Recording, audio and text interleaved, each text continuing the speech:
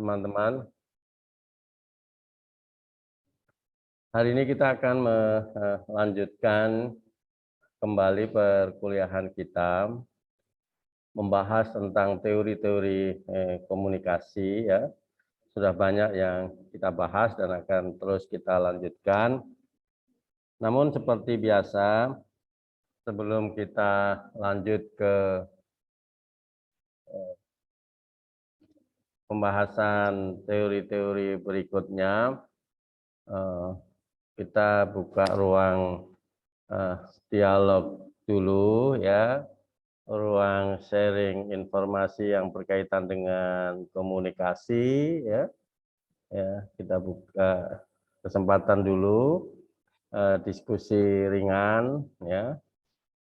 Baik bagi teman-teman yang ingin menyampaikan pendapat, pandangan yang berkaitan dengan fenomena-fenomena komunikasi yang Anda amati, Anda temui, Anda alami, ya, yang bisa kita bincangkan dan kita tarik kira-kira dari peristiwa dan fenomena itu, teori apa yang bisa menjelaskan, ya, bisa menjelaskan, menguraikan, memberikan informasi yang lebih lengkap. Kenapa atau bagaimana sebuah fenomena itu terjadi. Nah, kenapa jendela itu saya buka, ya? Di samping persoalan sirkulasi, di sini itu kadang nyamuk, jadi ya ini nyamuk yang agak. Ini nanti di sini ada ruang keluhan. Ini ada nomornya ini. Ruangannya banyak nyamuk. Ini nanti saya tak nyamuk baik. Ya, nyamuk. Jadi mudah-mudahan dengan sinar matahari yang masuk, ya, kan lebih sehat. Maka jendela pintu kita buka saja. Baik, teman-teman, silakan kalau ada pernyataan, pertanyaan, dan lain-lain. Saya buka ruang diskusi terlebih dahulu. Baik yang ada di ruangan ini maupun yang ada di online. Silakan.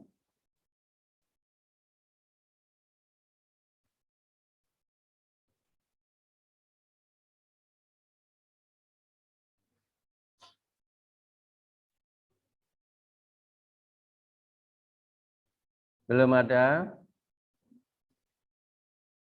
Yuk, silakan.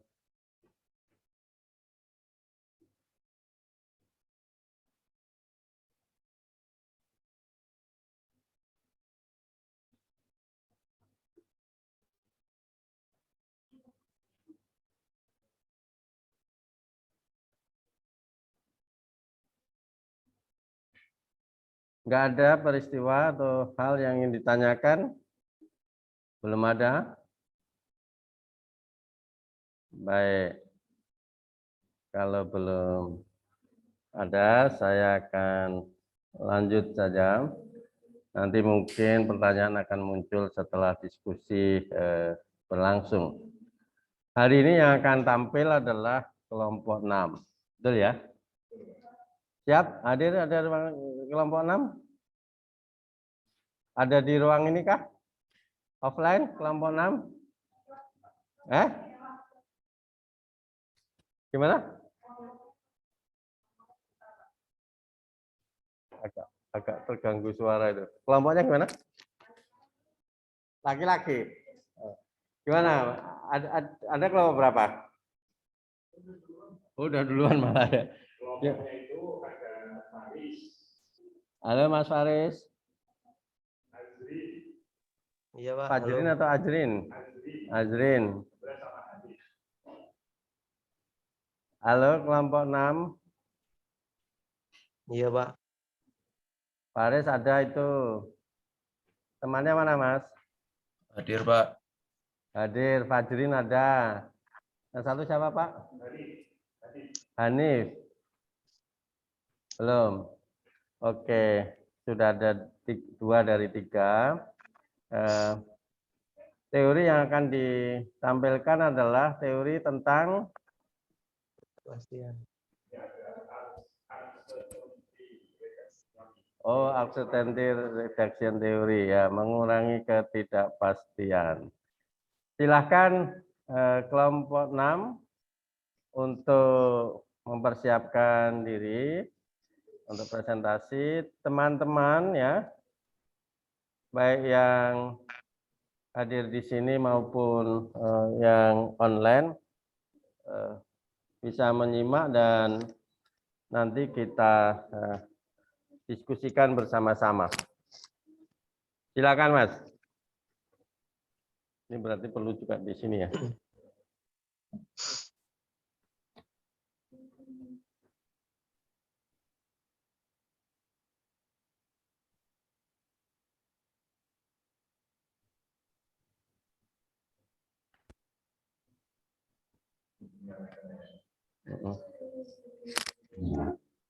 Apa sudah kelihatan Pak share screen-nya?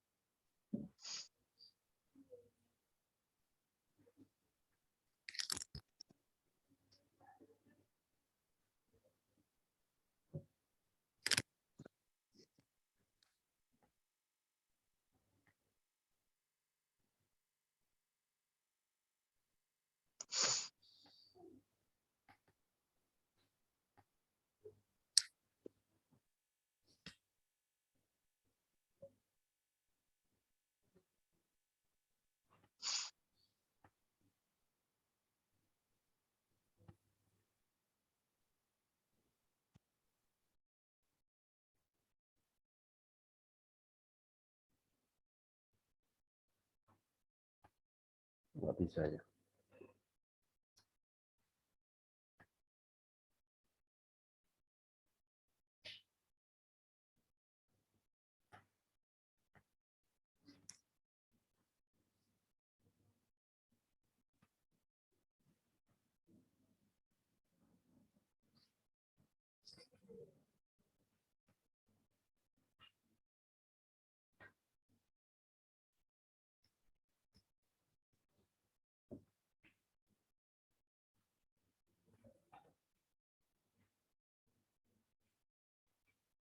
Silakan.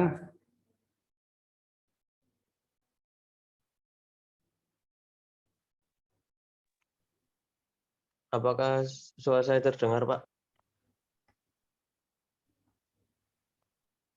Suaranya belum masuk ya. Cek cek. Apa suara saya sudah terdengar?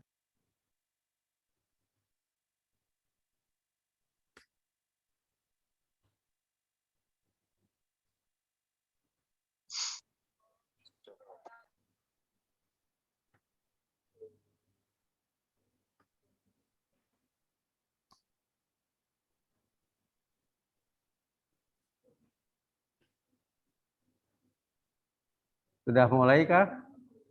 Halo? Halo Pak?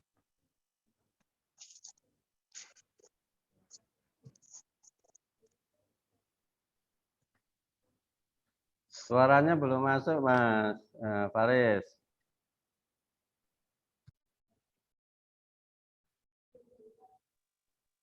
Cek, cek, cek, cek. Halo, tes, tes.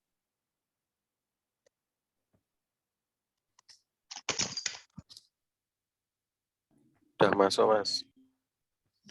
Udah masuk, Pak. Udah belum ya? Saya belum dengar ya.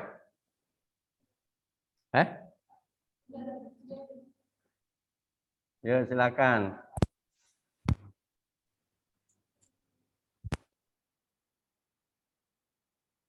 Baik, Masuk, terima Pak. kasih pada Bapak dosen yang telah memberikan kami kesempatan presentasi online. Saya buka. Assalamualaikum warahmatullahi wabarakatuh. Waalaikumsalam warahmatullahi wabarakatuh. Selamat pagi teman-teman semua dan selamat pagi Bapak dosen, Bapak Muhammad Nurul Yamin dan Bapak Yusuf Mustaqim selaku dosen pembimbing kami dalam mata kuliah teori komunikasi. Alhamdulillahirabbil alamin wassalatu wassalamu ala asrofil anbiya'i wal mursalin wa ala alihi wa ashabihi ajmain. Amma ba'du. Baik, nama saya Faris Najwan Ihdini. Saya selaku moderator dari kelompok 6 yang diberi kesempatan untuk menyampaikan presentasi. Adapun judul presentasi kami pada pagi hari ini yaitu Uncertainty Reduction Theory.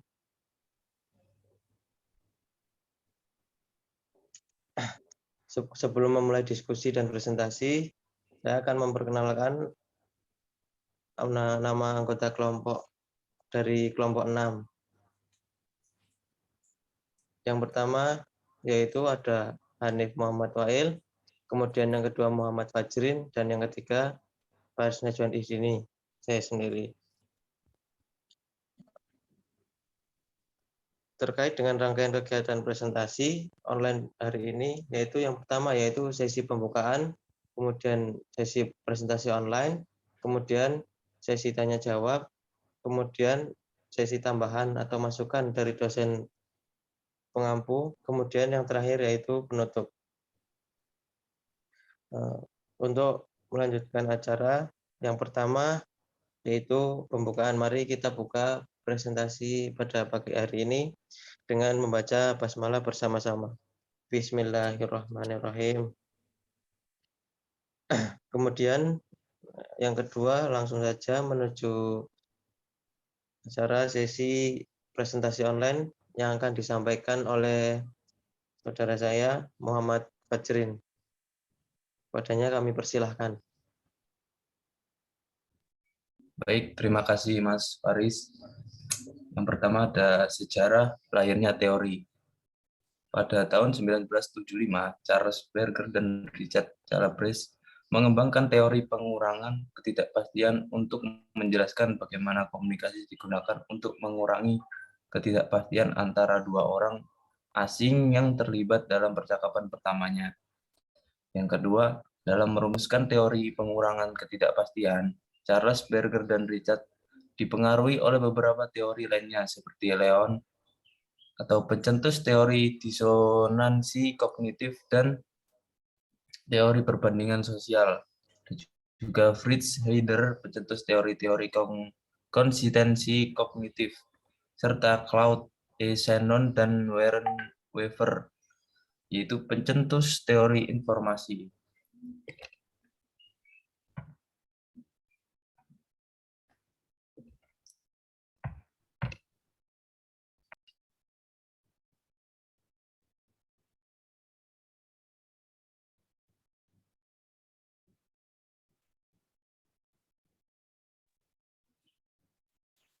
Selanjutnya perumus teori, yaitu Charles R. Berger. Ia adalah seorang profesor emeritus Amerika Komunikasi di University of California. Yang kedua ada Richard J. Calabrese. Ia menerima gelar dari Loyola University 2 derajat, MA dari Bradley University, dan gelar PhD dari Northwestern University.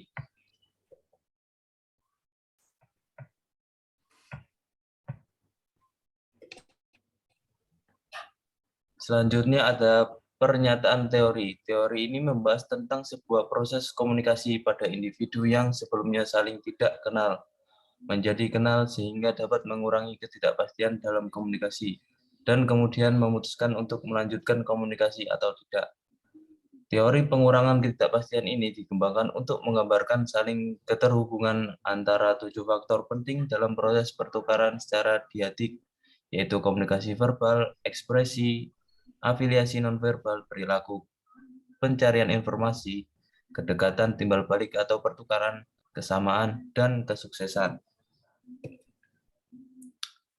Selanjutnya, versi umum dari teori ini menyatakan bahwa ada 2 tipe dari ketidakpastian dalam perjumpaan pertama, yaitu cognitive uncertainty, misalnya 2 orang yang tidak saling mengenal sedang duduk bersebelahan tetapi tidak bertegur sapa atau berkenalan, maka akan muncul ketidakpastian dalam batas pemikiran dalam diri orang tersebut.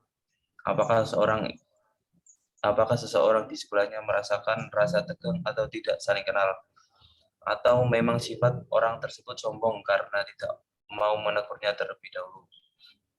Yang kedua ada behavioral uncertainty, dihubungkan dengan self disclosure, itu kesesuaian dengan perilaku yang seharusnya menurut budaya atau batasan sampai mana perilaku dapat diprediksi dalam situasi tertentu. Selanjutnya saya kembalikan ke moderator.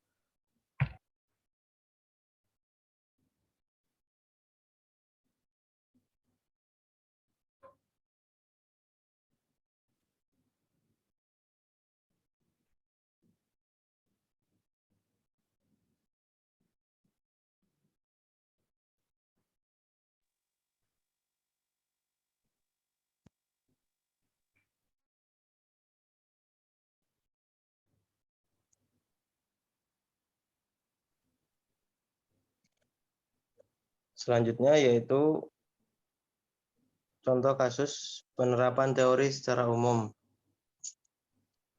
Saat pelaku komunikasi menemukan kesamaan di antara mereka, sehingga daya tarik mereka terhadap yang lain meningkat dan kebutuhan mereka akan informasi menurun. Contoh, jika Anda memanggil seorang petugas tukang pipa untuk menambal sebuah kebocoran di rumah Anda mungkin tidak akan memiliki kebutuhan yang besar untuk lebih mempelajari kontraktor ini, menganggap bahwa Anda tidak akan bertemu dengan orang ini lagi. Sebaliknya, jika tukang pipanya melihat bahwa Anda memasang tanda kamar disewakan di jendela Anda dan menunjukkan minat dalam mencari tempat tinggal yang baru, Anda akan tiba-tiba terdorong untuk mendapatkan lebih banyak informasi tentang orang ini. Tentu saja, Anda akan tertarik untuk mengurangi ketidakpastian prediktif atau predictive uncertainty tentang orang ini, sehingga Anda akan memilih gagasan yang lebih baik tentang apa yang diharapkan dari perilaku orang ini. Dan Anda akan ingin mengurangi ketidakpastian tentang penjelasan atau explanatory uncertainty, sehingga Anda dapat memahami perilaku penyewa kamar Anda dengan lebih baik. Oleh karena itu, pada interaksi awal, manusia cenderung lebih banyak berbicara untuk mendapatkan informasi. Ketika ketidakpastian dihilangkan, strategi pernyataan dan pencarian informasi lainnya berkurang.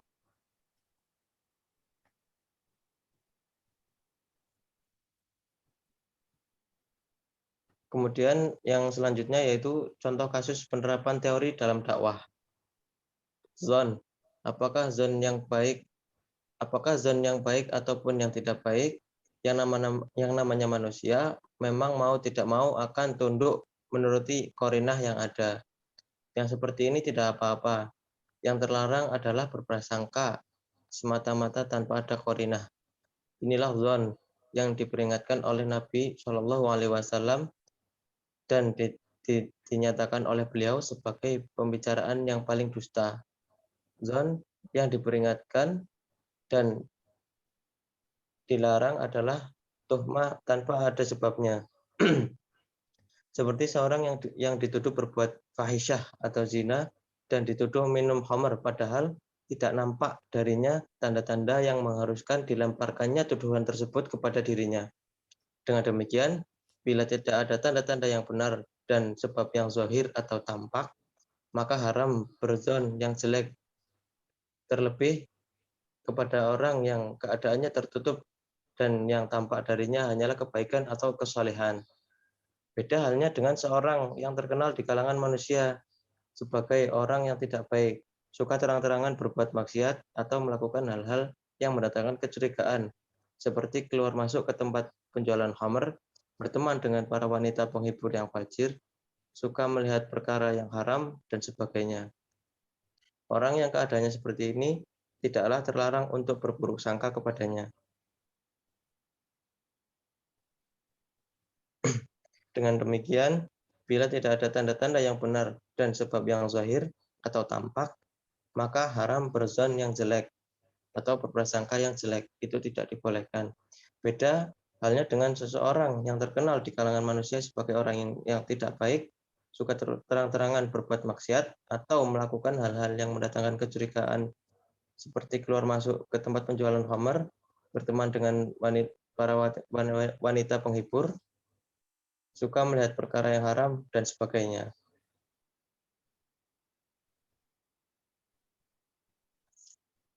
Jadi kesimpulan pada presentasi kali ini yaitu teori ini membahas tentang sebuah proses komunikasi pada dua individu yang sebelumnya saling tidak kenal menjadi kenal, sehingga dapat mengurangi ketidakpastian dalam komunikasi dan kemudian memutuskan untuk melanjutkan komunikasi atau tidak.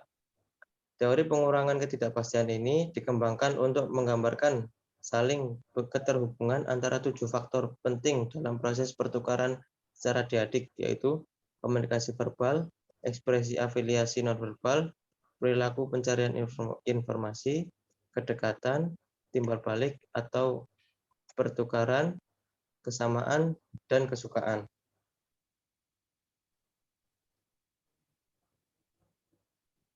Ini ada sedikit kata-kata dari Tony Robbins, yaitu the quality of your life is the quality of your communication. Mungkin itu saja yang dapat kami sampaikan. Maka selanjutnya kita akan berpindah kepada sesi yang selanjutnya, yaitu sesi tanya jawab. Dipersilahkan untuk teman-teman, barangkali ada yang berkenan untuk bertanya atau hanya sekedar menambahkan materi yang kami sampaikan.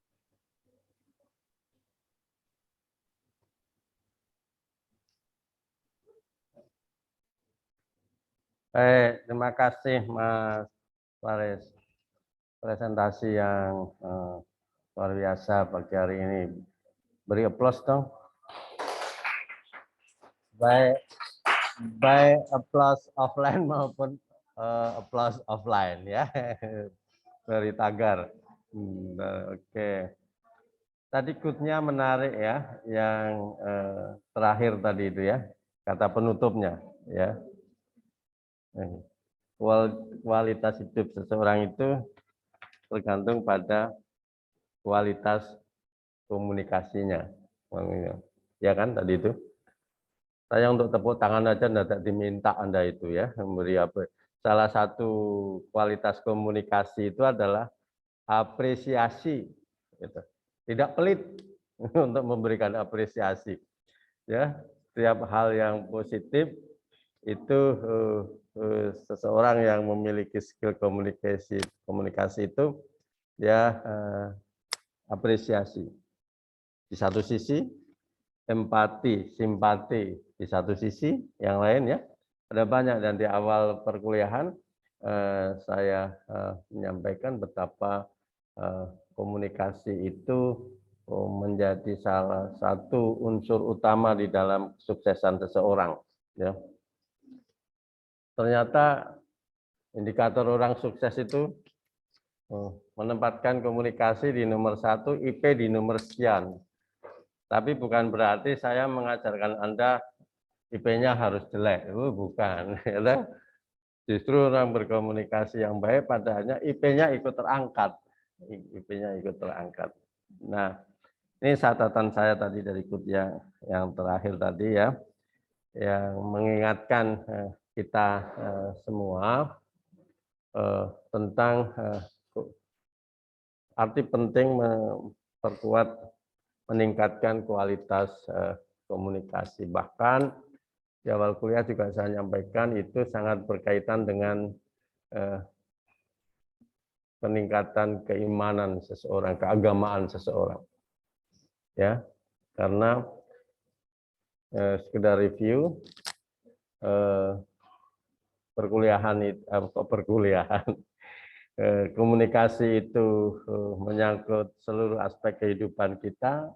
Kita hidup 24 jam, berarti 24 jam itu adalah aktivitas komunikasi, dan berarti kalau agama mengajarkan ibadah itu 24 jam, panjang hidup, maka komunikasi juga sepanjang hidup, berarti komunikasi adalah ibadah.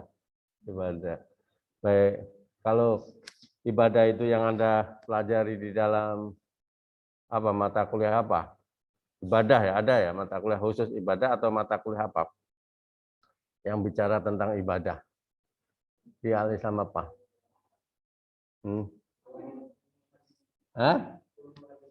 Ulumul hadis. Ma huwal ibadah. Nah, ini nanti ada kaitannya. Ma huwal ibadah.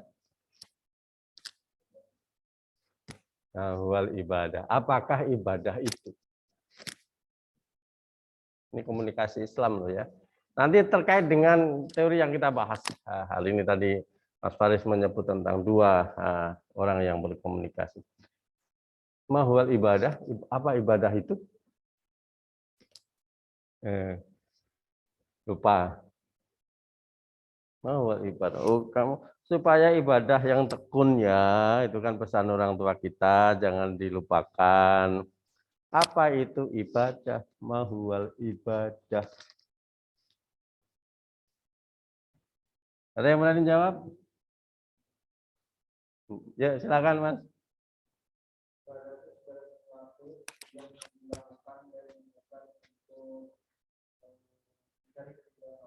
Mencari keridhaan Allah. Oke. Keridhaan Allah itu adalah tujuan. Nah, segala sesuatunya ini apa ini? Gitu? Itu menyangkut kalau dalam bendanya. Tapi prosesnya apa? Segala sesuatu untuk tujuan itu apa? Anda mungkin pernah mendapatkan apa pengertian ibadah menurut Majelis Tarjih ya, dan Tajdid PP Muhammadiyah. Mahwal ibadah yang itu sering dikemukakan. At-taqarrub ilallah. Mendekatkan diri kepada Allah. Dengan cara apa? Bla bla bla nanti dibaca itu ya. Ini bukan mata kuliah Al-Hadis, ini mata kuliah komunikasi. Jadi nanti ada cari lebih dalam. At-taqarrub ilallah, mendekatkan diri kepada Allah dengan cara apa? Tadi yang Anda sebut tadi itu ya. Orientasinya adalah dari ridha Allah. Nah, at-taqarrub itu bisa sifatnya vertikal, bisa sifatnya horizontal. Vertikal itu adalah komunikasi transendental, kalau dalam bahasa komunikasi ya, komunikasi transendental. Kalau dalam bahasa ibadah apa? Hablum minallah, ya kan? Dan horizontal dalam bahasa agama apa? Hablum minannas. Nah, persoalannya adalah di dalam hablum minannas ya, setiap manusia itu diciptakan laki-laki, perempuan, bersuku-suku, berbangsa-bangsa, lita'arofu, untuk saling mengenal. Nah, proses mengenal ini tidak gampang. Ya, proses ta'aruf ini tidak gampang. Nah, proses ta'aruf itu tadi di materi itu bisa saja orang overestimate dalam proses ta'aruf itu, sehingga menimbulkan apa? Apa? Kalau Anda overestimate yang positif terhadap seseorang, padahal Anda baru mengenal, ya, atau baru ketemu tadi dicontohkan, misalkan bersebelahan di naik kendaraan umum, apa yang terjadi sebenarnya? Overestimate. Atau Anda under, ya. Ini orang menakutkan sekali ini, ya. Itu under. Tapi di satu sisi ada bisa saja terjadi, ya, terjadi. Nah, itu proses interpersonal communication.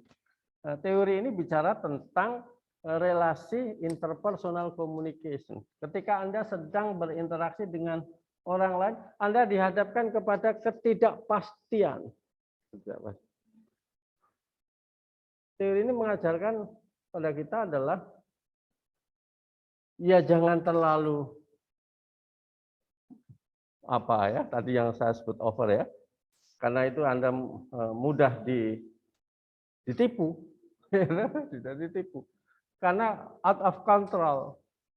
Atau Anda terlalu underestimate. Isinya cuma curiga melulu, orang nggak ada yang baik gitu loh. Semuanya jahat semua gitu loh. Tapi berprasangka semua orang baik itu juga harus dikendalikan. Jadi ada pada saat kewajaran. Nah, di situ Anda harus punya kecerdasan di satu sisi menggali informasi untuk mengurangi ketidakpastian, ya kan? Di satu sisi Anda juga harus cerdas. Ini orang kok bertanyanya kok tidak relevan. Anda harus juga mampu mengendalikan, memberikan informasi yang tidak relevan. Karena mungkin orang ingin terlalu mendapatkan informasi yang lebih ya.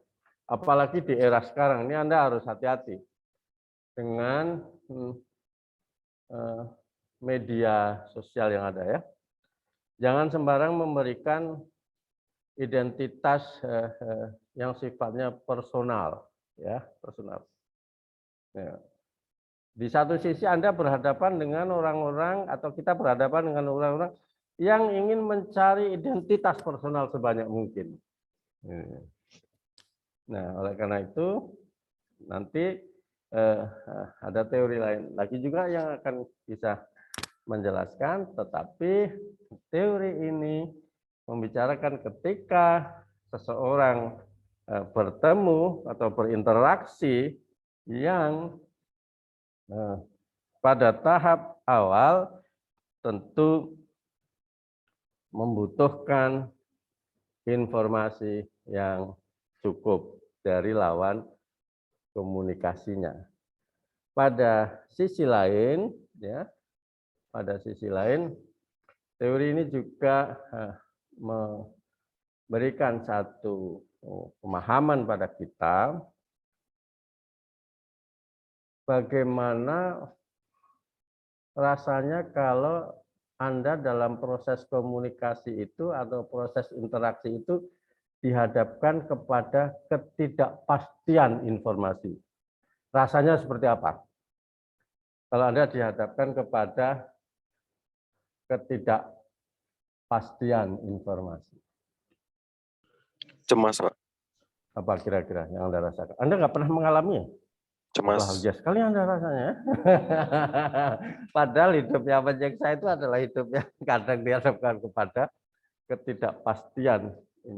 Apa yang Anda rasakan ketika Anda dihadapkan kepada ketidakpastian atau kebelumpastian, ya, terhadap sesuatu informasi yang ingin Anda tahu, yang Anda tunggu? Apa? Cemas. Penasaran. Oke. Ya, penasaran aja masih agak lumayan ya, karena penasaran itu masih hanya aspek kognitif. Lebih tinggi dari penasaran? Curiga, Pak. Menduga-duga. Ini masih di sini. Ya, ketika Anda penasaran, Anda menduga-duga, itu malah levelnya level pengaruhnya masih level awal, stadium 1. Tapi stadium 2 dari ketidakpastian informasi yang Anda alami apa? Hah? Stadium 2-nya apa? Kira-kira selain penasaran. Anda nggak pernah gelisah ya? Cemas. Kegelisahan.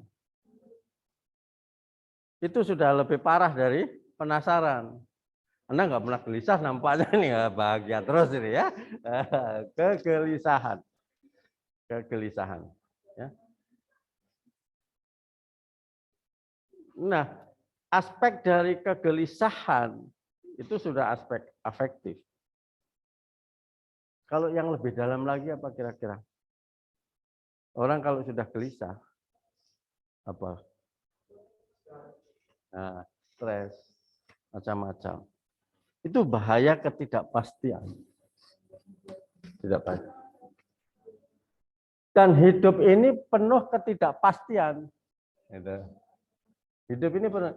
Nah, kepandaian kita mengurai ketidakpastian itu mencerminkan kualitas kita mengelola kehidupan. Termasuk adalah dalam hal informasi.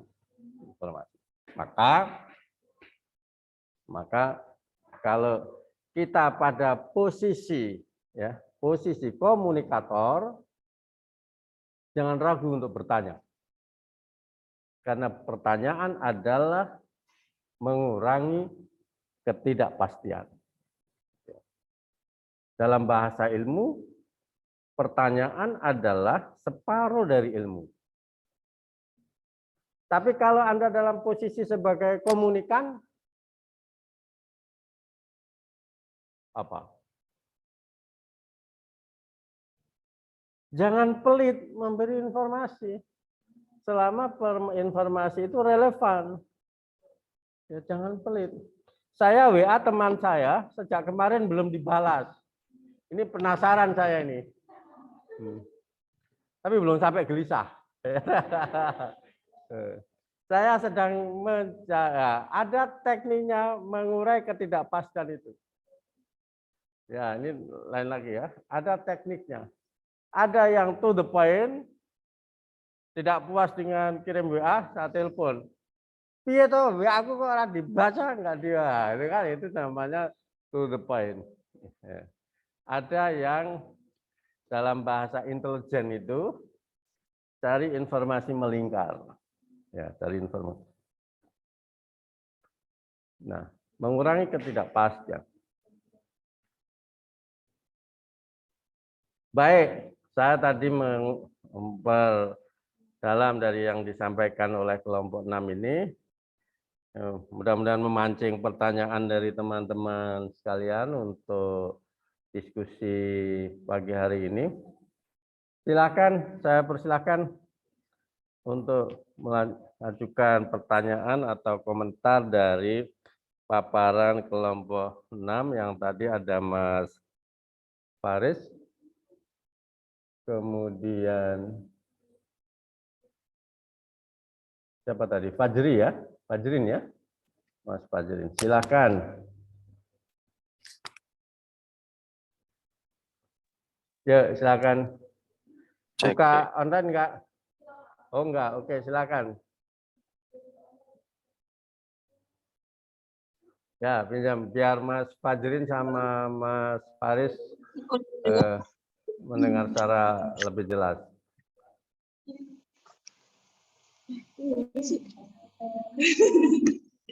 Ya, satu dulu. Oke. Baik, bismillahirrahmanirrahim. Perkenalkan, nama saya Lala Afafa. Di sini saya pertama kali mengapresiasi dari penyampaian kelompoknya Mas Azrin, benar-benar jelas, dan di sini saya akan menanyakan mengenai bagaimana sih cara kita lebih ke arah tips untuk dapat mengurangi ketidakpastian.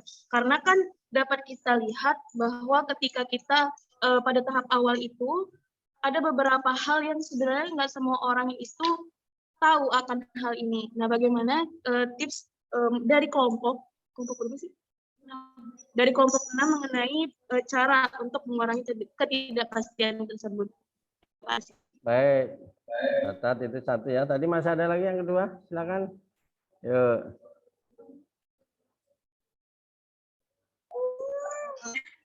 Assalamualaikum warahmatullahi wabarakatuh. Saya Marzin, sangat mengapresiasi presentasi dari kelompok 6. Tadi itu saat dipresentasikan komunikasi pengurangan ketidakpastian ini kan harus, ya namanya proses komunikasi pasti ada komunikator dan komunikan. Nah, bagaimana jika suatu waktu si komunikator ini sudah berusaha untuk mengkomunikasikan atau mencari kejelasan dari ketidakpastiannya, tapi pihak komunikan tidak mau bekerja sama begitu. Nah, bagaimana caranya menjadi komunikator yang bisa menghadapi hal itu atau langkah-langkah lah seperti itu. Terima kasih. Baik, ada dua pertanyaan ya, yang relatif hampir berdekatan ya, berdekatan. Silakan Mas Faris atau Mas Fajrin dulu untuk memberikan komentar balik.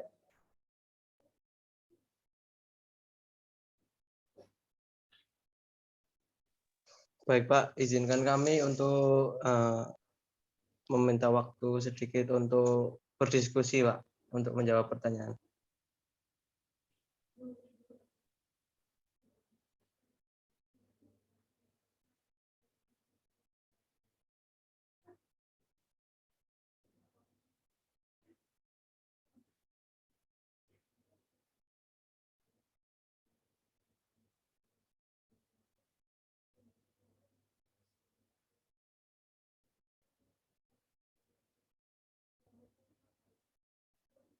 Silakan Mas Faris. Iya Pak. Ya. Baik Pak, saya akan menjawab pertanyaan dari yang pertama dari Mbak Lala, yaitu tips menghadapi ketidakpastian. Tips yang pertama, jujur pada diri sendiri. Nah, tips yang kedua, mempertanyakan pemikiran yang menjadi sumber kegelisahan atau keresahan. Nah, yang ketiga ada melihat sisi baik pada diri sendiri. Nah, yang keempat, fokus pada hal-hal yang dapat dikendalikan. Nah, yang terakhir, terapkan kesadaran penuh secara sadar dan mengupayakannya. Mungkin itu yang bisa saya jawab. Ada yang ingin menambahkan, teman yang lain? Baik anggota kelompok maupun yang lain, selain yang bertanya tadi.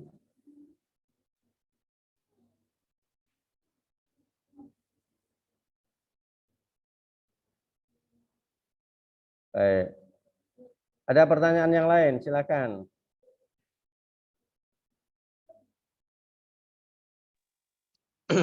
Menjawab pertanyaan yang kedua, Pak. Halo, cek. Ya, silakan.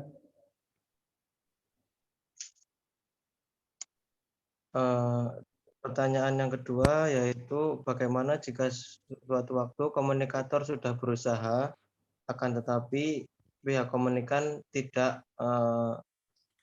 membantu proses komunikasi tersebut atau mendapat tanggapan negatif dari komunikan. Nah, menurut saya sendiri, tujuan dari berkomunikasi adalah mencapai tujuan atau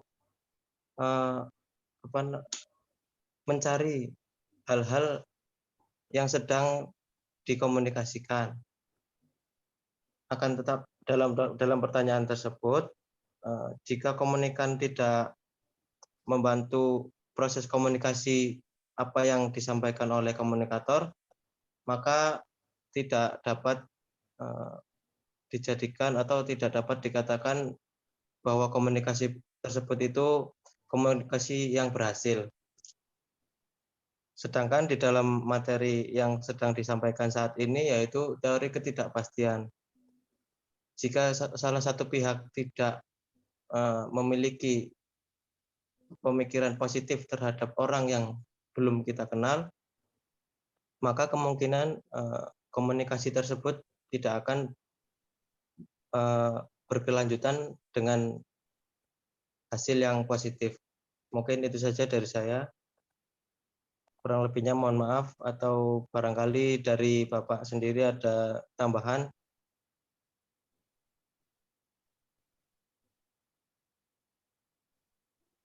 Makasih Mas Faris. Ada yang ingin menambahkan, silahkan.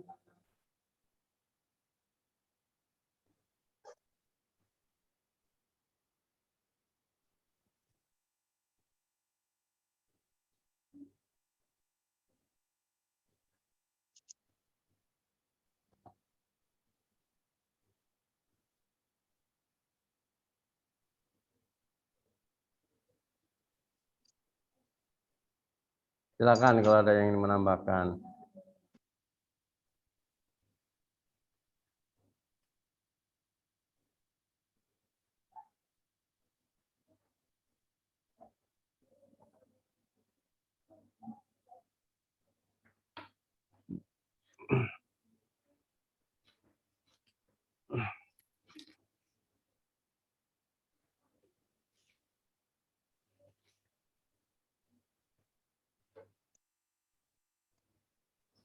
Silakan. Kalau ada pertanyaan berikutnya, boleh saya buka lagi pertanyaan sesi berikutnya.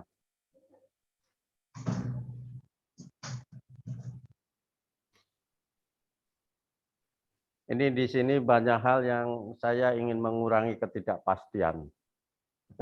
Misalkan tadi teman-teman menggunakan kode jari begini, ada apa toh, gitu kan? Ya, saya penasaran tadi, tapi tidak membuat gelisah, gitu. Hanya penasaran saja. Ada apa ini? Ada kode, main kode tangan, itu ya. Ada apa, itu kan? Nah, itu perlu ada pengurangan ketidakpastian supaya apa? Supaya tidak menimbulkan tadi dalam bahasa pemateri itu suudzon, gitu. Nah, oke. Kenapa sesuatu itu mengusik untuk ingin diketahui, ya, ingin diketahui. Kenapa sesuatu itu mengusik Anda untuk mengetahui lebih lanjut, hingga Anda penasaran, Anda ingin membuka tabir di balik tabir terus. Dibuka tabir satu, Anda ingin tahu tabir berikutnya. Ya. Apa yang membuat seseorang itu ingin selalu membuka tabir atau mengurangi ketidakpastian informasi? Itu kenapa? Kira-kira.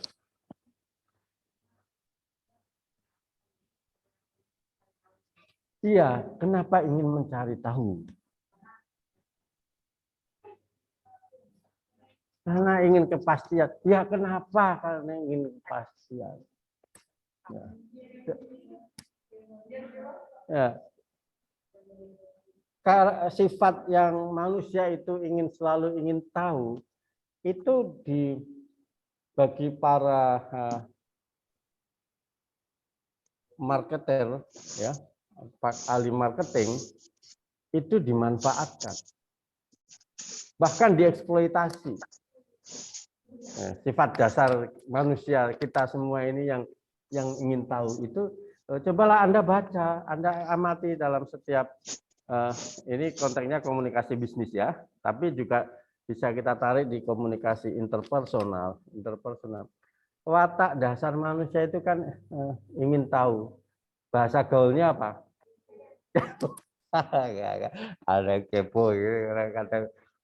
Nah, sifat kepo kita itu bisa menjadi titik lemah, bisa menjadi titik kekuatan. Titik lemahnya Anda bisa dipancing untuk kemudian terjebak pada salah satu tujuan negatif dari sang komunikator. Ya, karena kita nggak sadar, kita bisa terjebak. Dan banyak sekali jebakan-jebakan informasi loh ya. Jebakan-jebakan informasi yang ada di sekitar kita yang itu menggunakan strategi keingintahuan atau kepenasaranan, ingin mengurangi, mereduksi ketidakpastian. Nah, itu dimanfaatkan. Banyak, Anda pernah mengalami nggak informasi yang sebenarnya informasi ini ingin menjebak? Ya. Kenapa? Karena dia tahu teori ini. Tahu teori ini, cuman untuk tujuan yang tidak baik. Melalui media sosial itu banyak sekali iklan-iklan yang membuat Anda penasaran. Ya, kenapa sesuatu itu menarik kita untuk mengetahui lebih lanjut? Itu karena apa?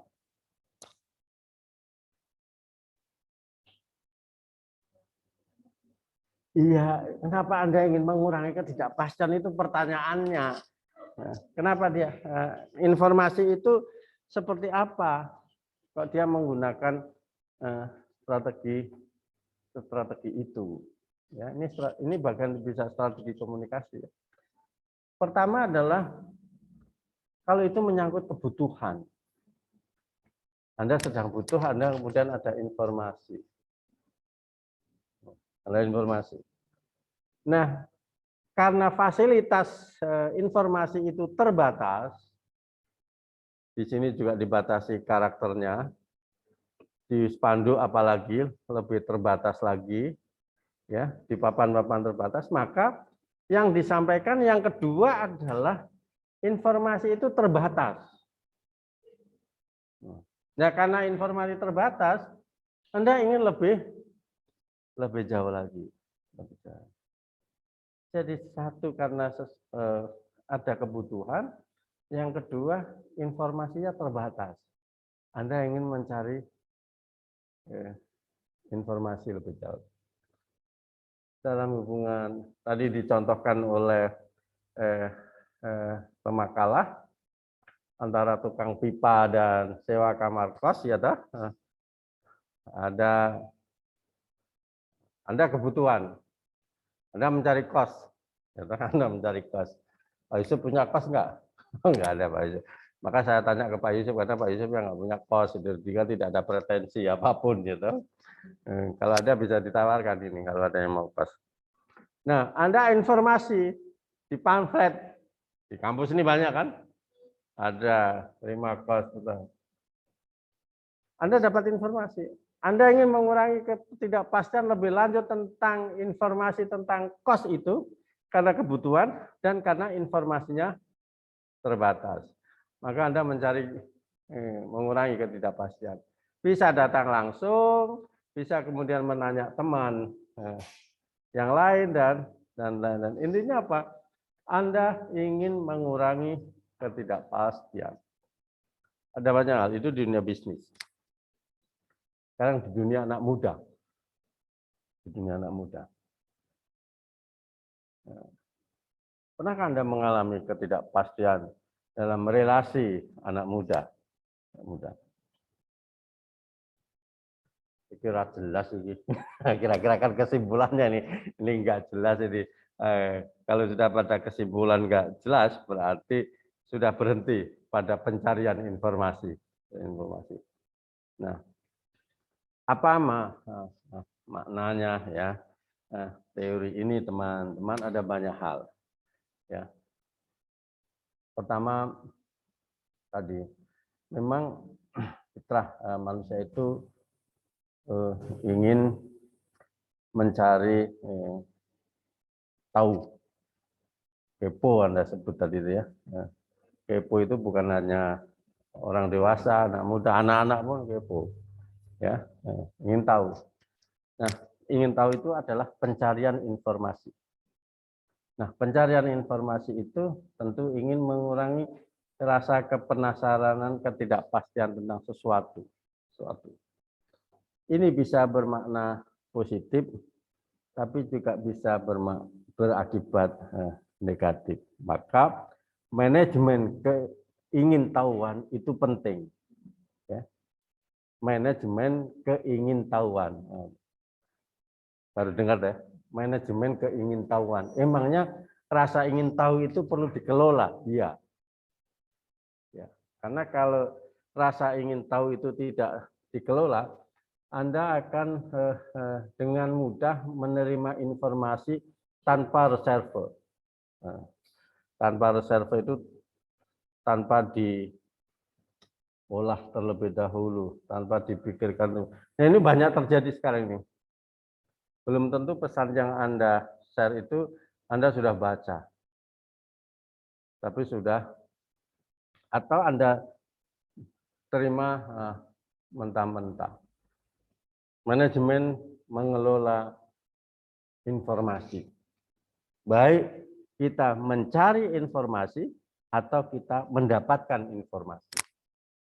Ini kunci di teori ini. Mengurangi kebanyakan adalah mengarahkan kita untuk mengelola informasi, memberi dan menerima. Dalam hal memberi informasi yang kita berarti bersifat proaktif, maka psikologi seseorang, baik itu personal maupun massa, yang tadi memiliki rasa ingin tahu tadi itu bisa dimanipulatif, bisa dikelola, bisa apa ya? Yang namanya emosi itu kayak seorang dirijen mengendalikan arus musik. Kalau dia sudah masuk pada irama yang dilakukan oleh sang dirijen informasi.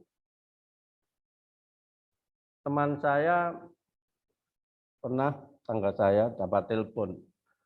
Selamat ya, Anda mendapatkan hadiah 75 juta. Suratnya ada. Ya, suratnya ada. Dia penasaran kan? Dia penasaran. Dia akan ingin mencari lebih tahu karena apa? Pertama apa? Kira-kira? Kira-kira apa? Dapat surat ini. Selamat ya. Anda memenangkan hadiah 75 juta. Akan Anda diamkan saja surat itu? Atau Anda akan tindak lanjuti surat itu?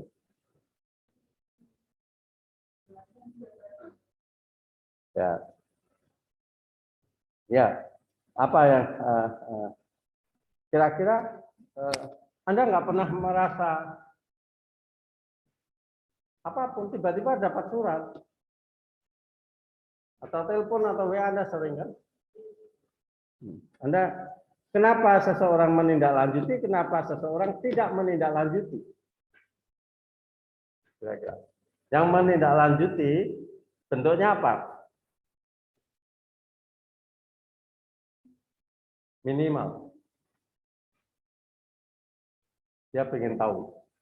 Ya kan? Kenapa ingin tahu? Ya, kenapa ingin mencari kebenaran berita itu? Kebutuhan apa? 75 juta, bro. Gitu kan, kira-kira kan begitu. Misalkan. Ya, kebutuhan. Tapi bagi orang yang tidak butuh, dan apalagi sadar informasi, no way, biarkan saja. Karena sudah sadar informasi ini tadi itu memantik rasa keingintahuan. Memantik rasa keingintahuan itu adalah memantik seseorang untuk mengurangi ketidakpastian. Nah, kalau kita tidak mampu mengelola dan terjerat pada tadi itu tadi sumber informasi, oke, sumber informasinya itu adalah dikenal, tapi yang mau menipu itu nggak kalah bodohnya, ya, atau nggak mau kalah juga. Maka sumber-sumber manipulasi informasi, sumber informasi yang akun-akun bodong itu banyak sekali yang menggunakan label yang seolah-olah asli. Itu satu lagi itu. Nah, itu mengelola keingintahuan.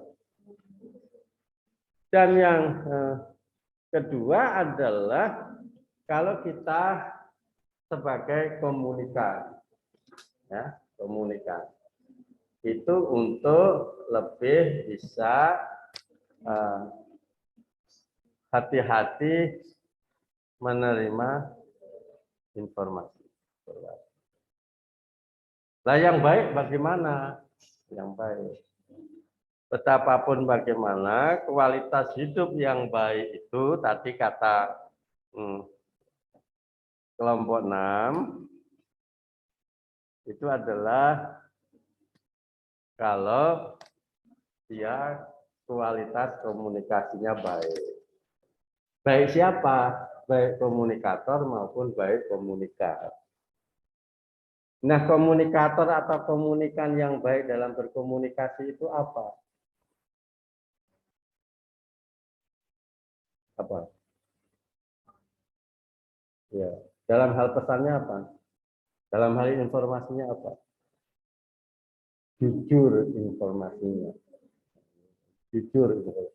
Nah, ketika salah satu pihak ini ada yang tidak jujur informasinya, maka kualitas komunikasi itu dalam bahaya. Nah, pertanyaannya adalah tidak semua orang itu jujur dalam berkomunikasi.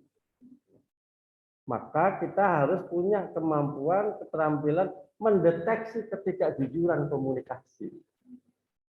Melalui apa? Melalui pesan-pesan yang disampaikan.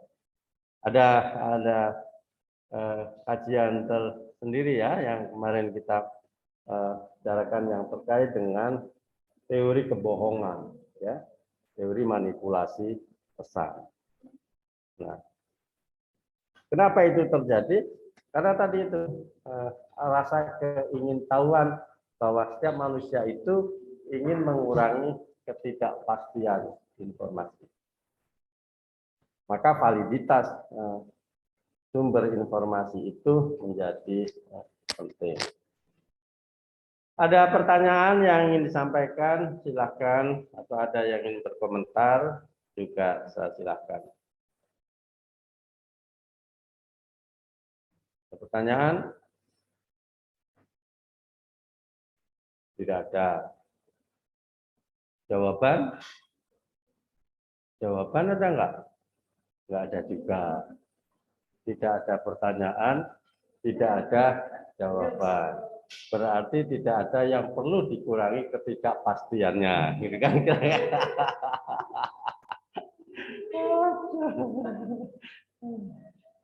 Tapi saya ingatkan Anda, hidup ini tidak pasti. Saya ingat Anda itu. Jangan. Oleh karena itu, Anda harus pandai-pandai mengelola ketidakpastian. Manajemen ketidakpastian. Kalau Anda tidak mampu mengelola ketidakpastian, memanage ketidakpastian ini, bisa saja Anda hidup Anda selalu penuh kepenasaran, Anda akan hidup penuh kegelisahan, ya kira-kira kan begitu. Tapi kalau Anda mampu mengelola, itu ada balance. Ya, hidup ini harus balance. Ya, kadang begitu, kadang begini. Oh, paham saya, gitu kan? Karena paham berarti ada bisa titik keseimbangan. Itulah seni kehidupan, termasuk dalam hal komunikasi dan informasi ini adalah mengelola, mereduksi ketidakpastian informasi. Baik, kalau begitu Pak Yusuf, saya kira kuliah hari ini saya cukupkan sampai di sini. Kalau kemudian tiba-tiba Anda keluar ruang ini ada pertanyaan yang belum sempat tersampaikan di ruang ini, karena ketidakpastiannya baru muncul secara pasti setelah keluar dari ruang ini, Anda nggak perlu ragu untuk disampaikan di grup untuk ditanyakan. Insya Allah ketidakpastian Anda akan terurai, ya kira-kira begitu. Yang di online ada pertanyaan?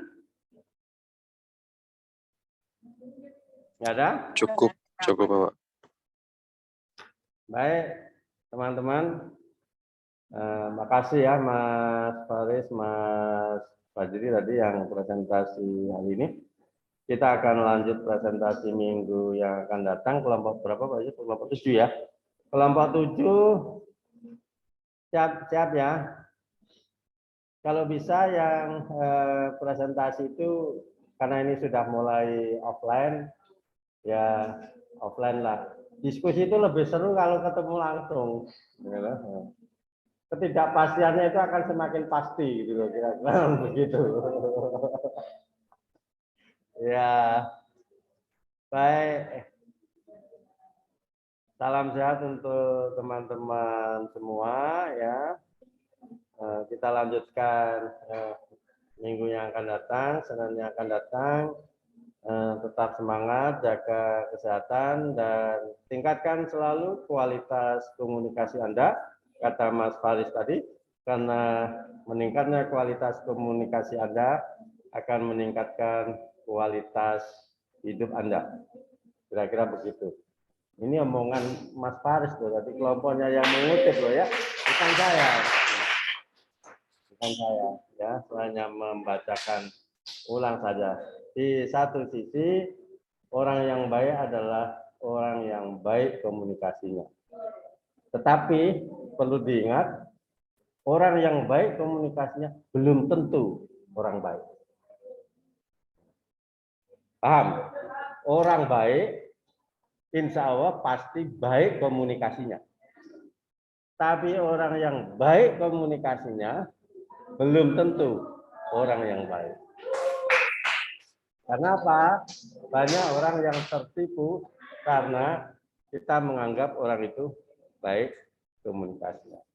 Itulah pentingnya mempelajari ilmu komunikasi.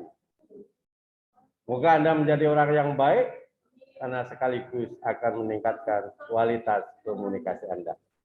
Kita akhiri dengan baca hamdalah. Alhamdulillah. Alhamdulillahirabbil alamin.